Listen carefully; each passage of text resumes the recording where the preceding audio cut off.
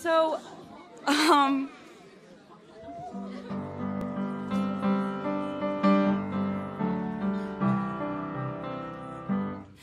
um, there's a song that I wrote on the album that I knew as soon as I wrote it, it was gonna be the title track.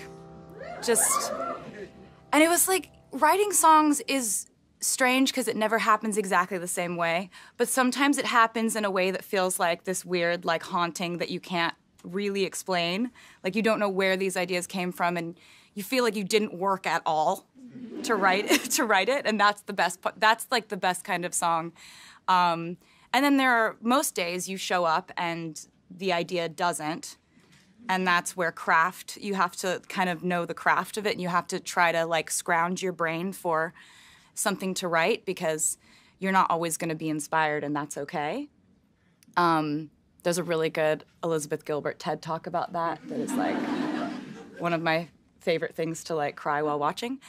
But yeah, like, with this song, it was one of those weird moments where I was just like, okay, this is just middle of the night.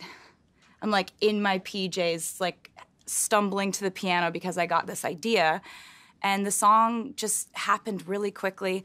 There's a line in the song that I'm really proud of. And the line says, "With every guitar string scar on my hand, I take this magnetic force of a man to be my lover." And that line is really special to me because I've spent quite a bit of time writing breakup songs.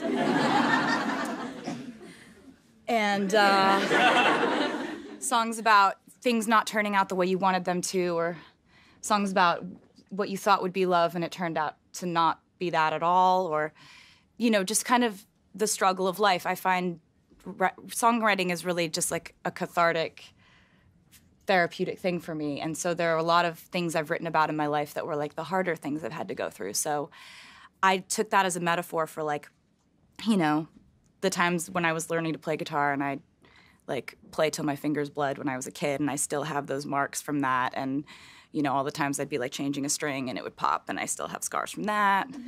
But it's also a bigger metaphor for, like, in life, you accumulate scars, you accumulate hurt, you accumulate moments of, you know, learning and disappointment and struggle and all that. And if someone's going to take your hand, they'd better take your hand, scars and all.